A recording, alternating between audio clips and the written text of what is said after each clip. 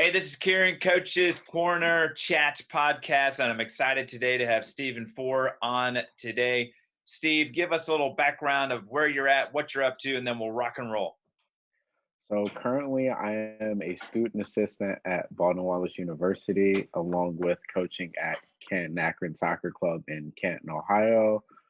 Currently, those are the two roles that I'm in that I enjoy a lot right now. And they've taught me a lot over the past couple seasons and couple years. So, before we got on this, you were saying that you just started getting back into the club scene at a new place. Um, what's that experience been like so far? Well, I have been lucky enough to work with Coach Ayers at Baldwin Wallace University for the past 3 or 4 seasons now, and he brought me on this year to assist with the U18s and the U17s along with the goalkeepers there at his club. So I've been lucky enough to start that a couple weeks ago, and it's been fun to get to know the kids and kind of find out what they're good at, what they're bad at. We actually played a friendly against Ambassadors, which were actually a really good team, despite the loss. I can't wait to get the film from it and kind of review and see what their strong suit is and what their weak suit is, and kind of progress further with that when we start practice back up January 4th going into the spring season. What league do you guys play in up there around Cleveland? For BW or for Canton Akron? For just for your club team for now. The GLA, I believe. Okay. So that GLA conference. So that's a little bit of travel involved. Yeah, I think so. I think it's a lot of probably some travel and definitely some tournaments for sure in the spring. Awesome. Now, do some of those players that on that club team, do they end up going to Baldwin Wallace? I think we have a few U17s that are interested, but the U18s, I think most of them are seniors, so most of them probably will not come to us. Okay, got it. And so you mentioned Baldwin Wallace. How did you end up did you play at Baldwin Wallace? How did you end up there um, in the role that you have? Okay, so I started coaching in, let's say, I think 2018 at 2017, 2018 at Twinsburg AC with the 2005 boys. I did that for a year. I coached them. I turned them from a more so winless program into a program that, has the mentality to win and get better every day. From there, I attended the Ohio Machine Lacrosse Convention that winter, and I met up with the new head coach for the lacrosse team at BW, Troy Keeley, who is now in his 4th season there. So I met up with him and I became a volunteer with him. So I started coaching the guys there with the lacrosse team. So I did that for almost 4 seasons. And then after the spring, I had talked to Reed about maybe possibly playing. So I went to one of the ID camps, and it just wasn't like I wasn't up to the level that I needed to be to play at the college level. So instead, I became a volunteer coach with Reed, and from there, it just grew from there. So that's awesome. So how old were you when the lacrosse thing started going with coaching wise? Ooh, I think I was 18 or 19 actually. I I was started going to really say, I young. bet you were pretty young because you don't look like you don't look like an old dude right now. So No, I started when I was pretty young. Like I was like 18 or 19 at that is, that point. so was coaching something you had thought about growing up that you're like, dude, I'd love to get into coaching? Honestly, no, it wasn't. That wasn't my like original goal. I actually I called up my old club coach and I was like, "Hey, like do you have any like coaching positions opening at your club or another club maybe?" And he was like, "Oh yeah, I got this great opportunity for you." And next thing you know, I'm coaching 11 and 12-year-olds and I was like, "Oh boy, here we go." Uh, So that was an experience in itself for sure. I was going to say, so I'll delve into that part first. So the club scene. So you take pretty much. It sounds like he's like, look, I got this band of misfits that up to this point haven't had a whole lot of success. So I'm going to hand them to you and kind of let you go with it. What and you said now they've kind of changed their mentality and what have you. What what things do you think you brought that maybe helped them kind of turn the corner? I think when I came in, I talked to the volunteer parent coaches who were like kind of like helping out with the team also, and they kind of explained to me like they gave me a breakdown of like what the team was like, what the team consisted of, and how things went the previous season. Well, I had found that system to be unorthodox, and I took everything and just threw it out the window. I was like, we're gonna start fresh, we're gonna come in, introduce everybody, and we're just gonna play. And I just want to see what I got. Yeah. And I think from there, I seen what I got, and I kind of took notes, and I evaluated kids based off that. And then from there, I was like, all right, like I like what we have. We have talent in certain spots.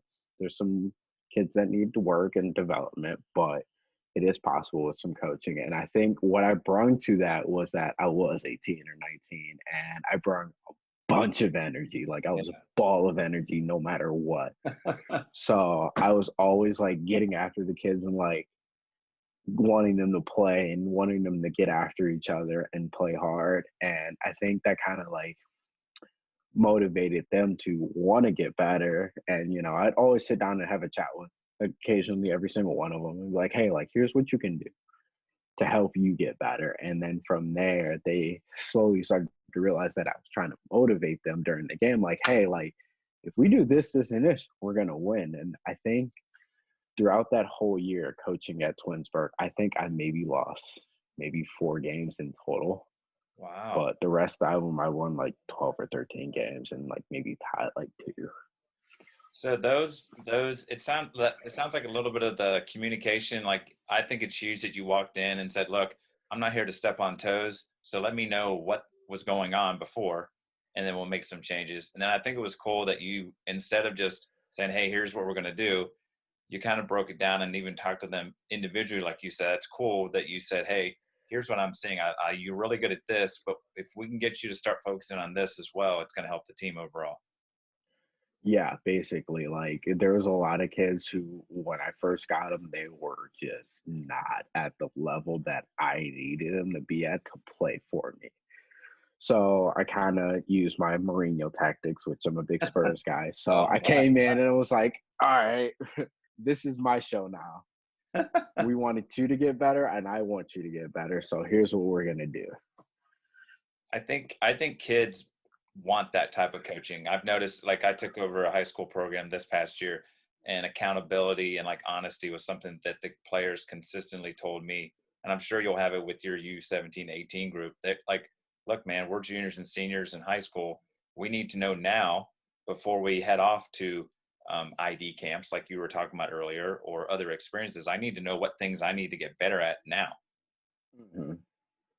And I think that's a big push for the youth now is that they want to get better, and there's kids that want to play in college. And being that I'm a student assistant, I still help out with the recruiting aspect. And you know we constantly get emails all the time, and we're like, all right, like we need to go see this kid play, bring him into the ID camp, like we need to see this kid in a college environment in order to really determine if they are college ready, because some kids are not there yet but they're like really close, and some kids are really far off. Like you'll have some 2023s and 22s who are reaching out now, but like the 23s are kind of like, they're like, all right, like you're a sophomore, like take it easy a little bit, we'll Yeah. get to you.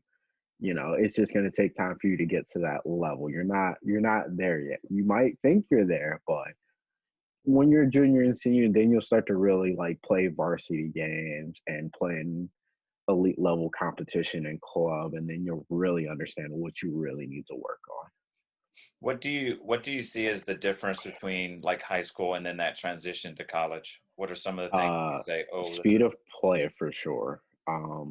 The high school game can be slowed down for sure, and it's not like at always a high pace, but the college game is always consistently moving no matter what. Like the ball is always flying around.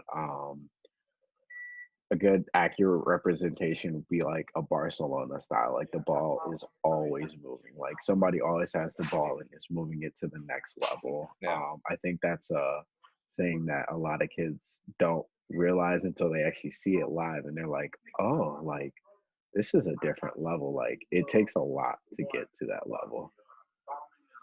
Um, when it comes to the transition, so you went from like coaching 05s to then doing the lacrosse thing and then sliding right into a college setting. That's like a huge jump. So what was Yeah, it? What was your initial like? What did you just spend the first year, season or two, just like, dude, I'm just gonna be a sponge and I'm just gonna learn as much as possible and help where I can, or what kind of responsibility did you have at that time?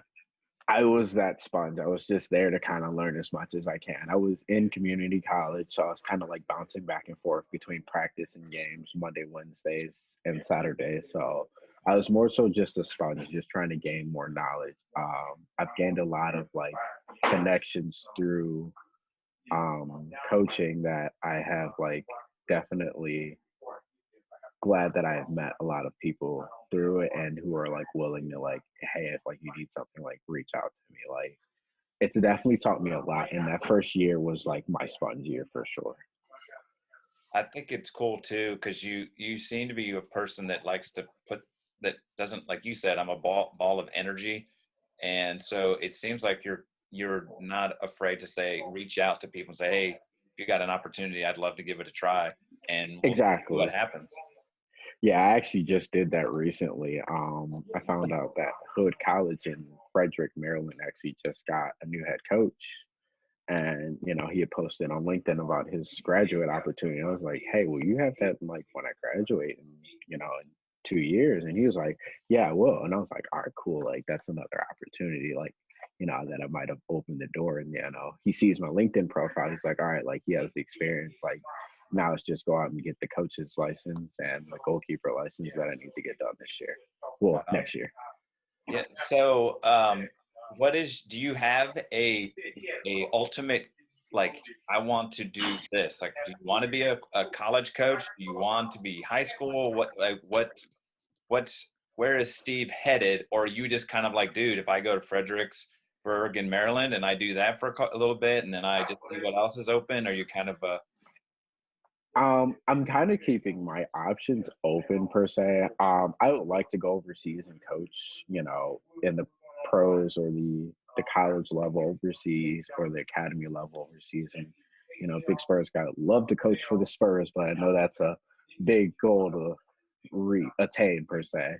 But I definitely don't have like a ceiling. I like just I'm kind of open with my options. Like, with graduating in the spring of 22 to maybe going to get my master's to maybe just going into the workforce for a year to maybe going and joining the FBI. Like I have opportunities that I'm like kind of like just like, all right, like, we're not there yet, but we're working towards it.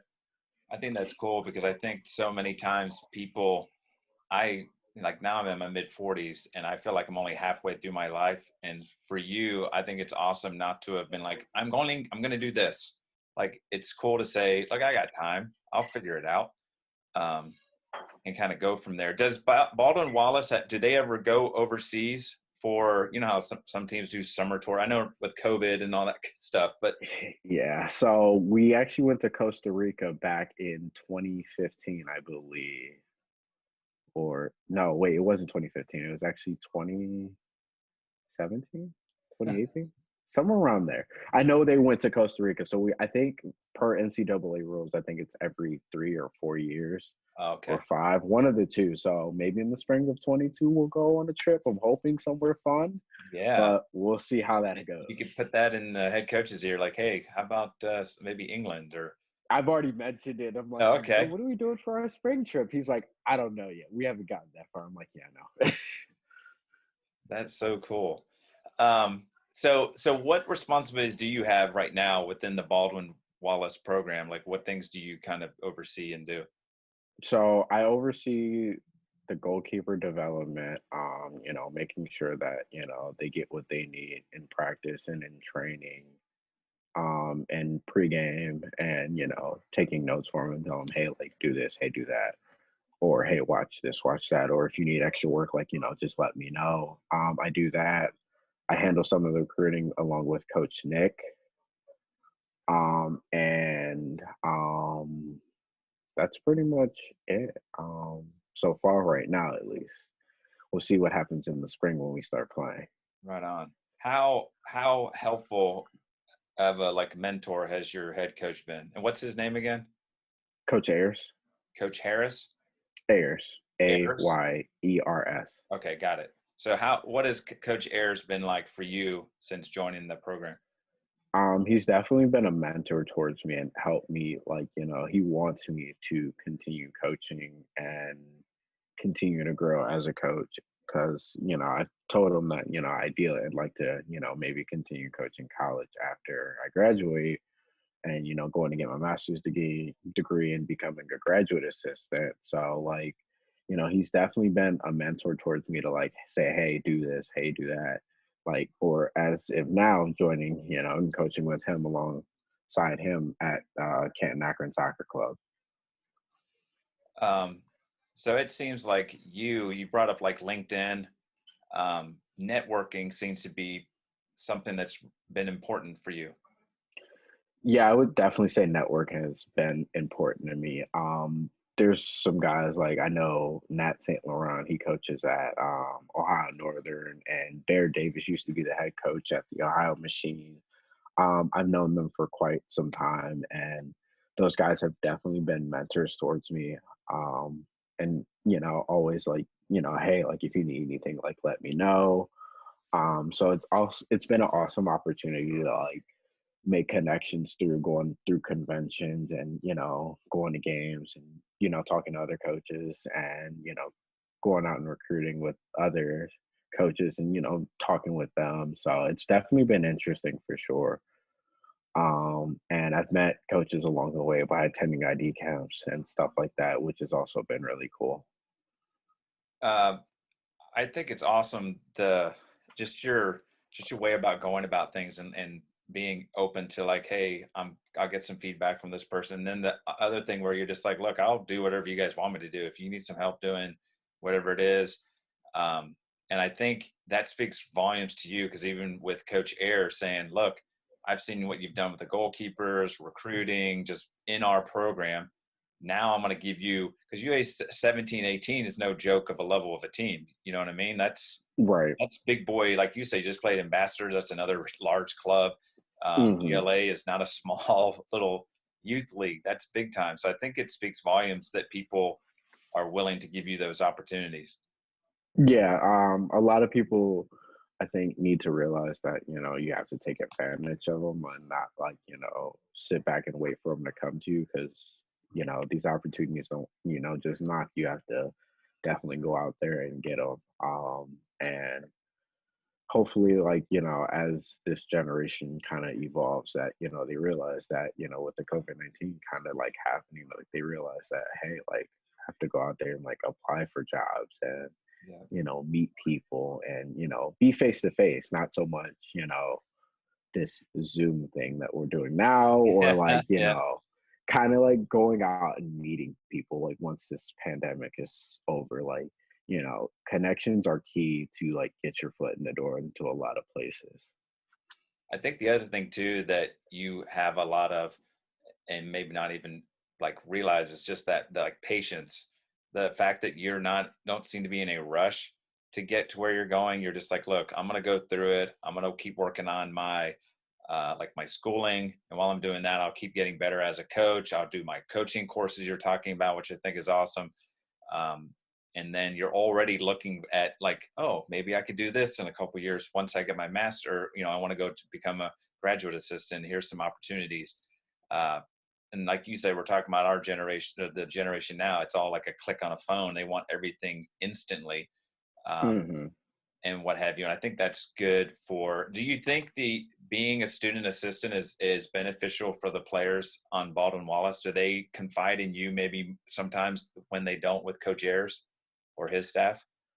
Um, I would say yes, because like I understand like kind of what they're going through because I'm, juggling just as many things as they are. So like I understand. Like so some of them will come up and be like, "Hey Steve, like I'm dealing with this or this," and I'm like, here's what you can do, talk to Reed, but also, I can help you with that. Like, just, I find myself always in the library. When it was open 24/5, there was be nights that I'd be there, until 12, 1, 2 o'clock in the morning, go home, go to sleep and pop right back up and be right back in class. So like I understood like what they were going through because college isn't easy and especially when you're a student athlete. So I try to, be as helpful as possible to them and, be accessible to them at all times. I think that's awesome. I think that's one of the. I mean, I don't know Coach Ayers at all, but I think it's awesome that he's got. It sounds like he has a great mix of coaches within his staff, and that puts you in a spot where you could be kind of a liaison or someone to bounce things off of. I Hmm. know that's hard for coaches because some of us are a little bit older, so sometimes we can't grasp what they're going through. But um, what what the other thing I thought was interesting was so you went to the ID camp. Did you know at the ID camp you sound really like you great at kind of getting a feel for things. Did you know at the ID camp you're like, I don't know if I'm up to this level? Um, Well, I had talked to Reed, after the ID camp, and we kind of like had a meeting about it. And he told me like, you're at the level to play, but like you wouldn't, be in the first like 18 to 24. And I was kind of like, well, maybe that's just not for me.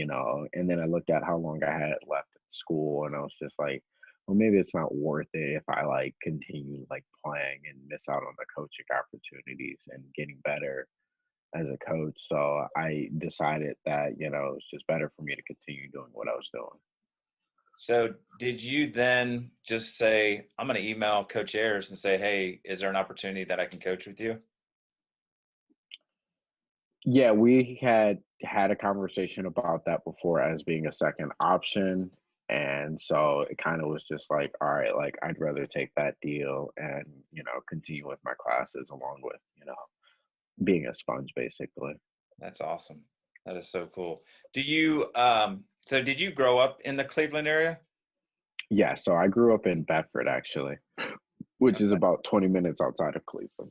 All right, so you're of kind of the club scene and stuff. So this of these teams that you're working with and such. Yeah, so like I played with the Cleveland Whitecaps when I was in high school. That was my club team. So like we have that awesome indoor facility in Valley View, which I'm very proud of. And a lot of teams don't have access to that, which is kind of funny because a lot of teams don't get that same experience. They get Force, but they get um Panine. Not to bash those places, but the Whitecaps facility is very, very nice. And the turf is like grass almost, and they've hosted the World Cup. They watched the World Cup watch party there. So there's things that the Whitecaps have done to, kind of grow their program and grow their indoor facility usage. That's awesome. That is awesome. Um, so I'm guessing, just wild, if you coach goalkeepers, does that mean you played keeper? I did. I actually played keeper for about from like maybe my freshman year. I played a bit in my sophomore year and in my junior year, and then I was like, all right, like I want to play the field, like I want to score and get the ball and have fun with the ball. So I decided to jump out of that role and jump into the winger and forward role. How'd that go? It was quite a difference at first, but I guess watching Neymar play kind of often kind of taught me a lot. I also had his gold cleats when those came out, so Ooh, those kind that'll of help. inspired me to like Heck yeah. play like him. So I definitely picked that up from him. I know a lot of people don't like Neymar and how he plays and how he dives, and I'd occasionally dive here and there, but that's neither here nor there. But I like his playing style and like how pacey he is, and it's hard to find kids like that. I think that's one thing that, and I also switched from being a right-footed player to a left-footed player when I was a sophomore. Oh, yeah. So that also helped me, I think, too, because I also learned that I could play better with my left foot. So what did you do just all summer? It was just left foot, left foot, left foot over and over again, just repetition? It wasn't even all summer. Like I did it during the season. Like I took a shot with my left foot and I hit it, and I was like, what is this? I'm like, this is new. So I started like just practicing with it more and cutting in with my left. And next thing you know, I'm like playing with my left more than my right. And everybody's like, how do you do that? I'm just like, I don't know. I see everything differently with my left, but I cannot shoot a basketball with my left and I cannot write with my left. So it's kind of like this weird thing that I have. Yeah. Huh. That's so cool. It's kind of like you're always kind of getting out of your comfort zone a little bit and everything that you've kind of shared so far. When you um, are looking at keepers, so I guess if you're giving input for incoming keepers, so a high school level player, what things do you and Coach Ayers look for in a keeper that might end up playing for Baldwin Wallace? Um, Positioning is definitely key. What you're doing, when the ball is coming close to you, how you're saving the shot, um, how you're distributing the ball. Let's see here, what else? There's distribution, saves, what you're doing behind, like behind the play, like when your team has the ball and they're going for it, like what you're doing. Like, are you communicating with them? Are you quiet? You know, what are you doing on and off the ball that is making your team better? Is what we look for in a keeper. And we have two keepers like that now that both have played significant minutes last season. So, it's just been, we kind of look for kids like that. Is are those things that you can sometimes maybe are missing in a goalkeeper at the high school level that you go, you know what, we can get the communication better or we can get his positioning better, or is that maybe on a player to player kind of thing? The goalkeepers obviously are great mentors to our younger goalkeepers.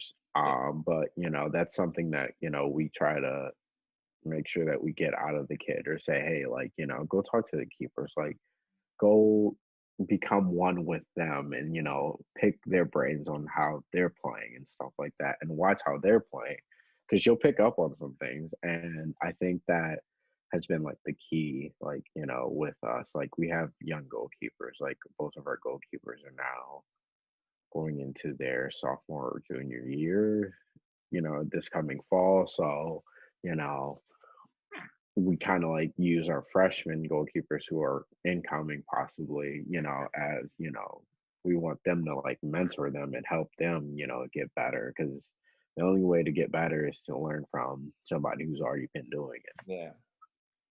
And it sounds like it happens on all levels. Like the coaching staff, Coach Ayers is a great mentor for you. You're helping mentor some of the players. It's great to see like the older guys helping out the younger. And you're talking about the season a little bit. So with COVID, no season this past fall, correct? Correct. So are you guys going to play like a league schedule in the spring, or what's the next So step? we're going to play a 10-game OAC schedule in the spring, which will then lead into a 1, 2, 3, 4 type playoff tournament at the end, I believe. I think that's kind of how that's going to work. So it's going to be interesting with the OAC because obviously we have some really, really good teams in there who, are regionally ranked or nationally ranked almost every year. So it's going to be interesting in the spring and then going into the fall too. So is that all? Is that's got to be an awesome like selling point for your players because you get the opportunity. You're not playing in a weak league like that. You're going to go up against some quality teams, um, Exactly. and so I think that's got to be exciting for the players and for you as a coach. hmm I think it's definitely something that a lot of the kids are motivated for, and glad to, be able to play in the spring because we had a such a condensed fall schedule, and it's kind of like flip flop where we play in the spring and have our spring season in the fall basically. So it's flip flopped a little bit, but I think everybody's excited to get back to work and get back on the field, despite Ohio's weather and it going to be cold and snowing for sure. But I think that everybody's going to be excited to get back and get out there come March 14th when we play Capital. Right on, right on. So what did you guys do in the fall? Did you guys do workouts, or were you allowed to do anything at all, or? So what we did is we trained 2 times a week and had weightlifting 2 times a week. So we kind of like on and off did both of those, kind of did weightlifting with T3, which has been such a great help to us, weight What is strength and conditioning wise. what is And T3? then Sorry.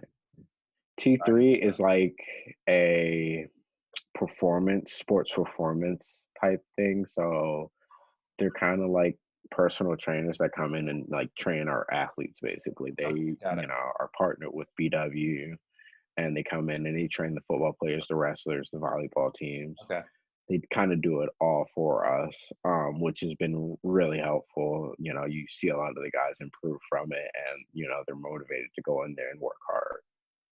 cool. So just a lot of just kind of training, lifting, just kind of keeping them in the mix and active. Exactly. And active and in shape for sure. Because we told them like beep test is coming up in the spring, so better be ready for it. Yeah, if you've been doing nothing but playing PlayStation, you're going to be in trouble. Yes, and I have a feeling we're gonna have some of those, but we'll see. I'm always optimistic about how that goes. What's the playing style for Baldwin Wallace? Are you guys possession, kind of direct? Can you talk about Mourinho? Are you guys we're gonna we're gonna kind of defend and then counterattack? What do we do? I would say we're a possession-based team. That's all I'm gonna really say on that, just in case some other coaches are listening. But Right on, we're right just on. gonna Get it? say we like the ball. Some other teams may already know that, but that's all I'm gonna really say on that subject Got it. Got it. Not trying to matter. not trying to give away any trade secrets or anything No, like no one don't want to give those out too early. that. Other coaches, make a note of this. You need to go and scout these teams or Baldwin Wallace if you want to know how they play and who their strong players are, et cetera, and more about their keepers.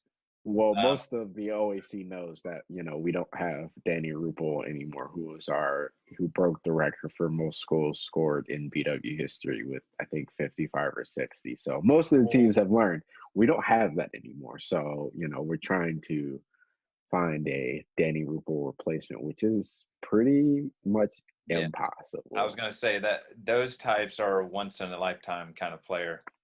Um, Yeah, and I think a lot of, schools overlooked him, being that he was from Berea Mid Park, which is local to Berea, which is like right next to BW. And, he wasn't the biggest kid in the world. He was maybe like 5'5", 5'6" when I like met him. And, he grew a couple inches and it was like 5'8", maybe like 145 soaking wet, maybe. But the kid could play, and you always scoring goals, and a lot of teams just didn't know what to do with that. And I bet a lot of coaches regret not taking a chance on the kid, and seeing his talents and abilities, because now he plays for Cleveland SC. And I know he absolutely loves it. I've watched him play for Cleveland SC for a couple seasons now. So I know he enjoys it, and a lot of coaches are probably like, "Wow, we missed out on that one." what makes him so dynamic? If he's only whatever, 5'6", 5'7", 145 pounds, what is it that kind of maybe sets him apart? Because athletically, it doesn't sound like he's not going to muscle you. No, he's not gonna muscle you, but he will surely run past you. The kid is quick with his feet, and he can run past you in a heartbeat. Like you could turn your back for 1 second, and you've already lost him. And next thing you know, he's probably gonna score. So Um, like his movement off the ball. is really, Yeah, really his good. movement off the ball was really good, and he was good with the ball too. Like he could get past you in a heartbeat because he was just really quick, and he could also really shoot the ball too. Yeah, because I think that's one of the misnomers is, and you brought up like a Neymar. Everybody talks about Messi and stuff. Like these guys are not monsters on the field physically, but they're so darn smart about when they do things and when they do it. Like you said with this young man, when he makes his decision, boom. If he's making his run, he's past you and you don't even see it and the ball's played to him, he's going to score. Or if he's got it, he's got to Exactly. go 1v1, boom, I'm making a move and I'm going to finish. My ball's going to be on target uh, each time. And so Hmm. my next follow with him is what was his work ethic like at the school when we at Baldwin Um, Wallace?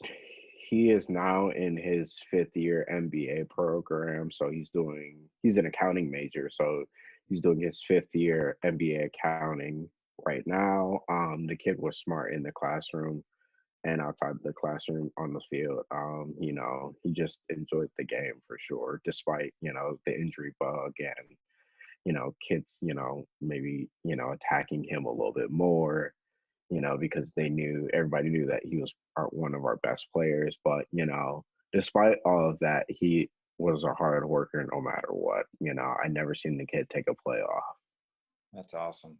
That's awesome when one of your best players, at least statistically, is like character wise, takes care of his academics, is sounds like just one of the hard workers on the team. That's always awesome to have in the mix. Hmm.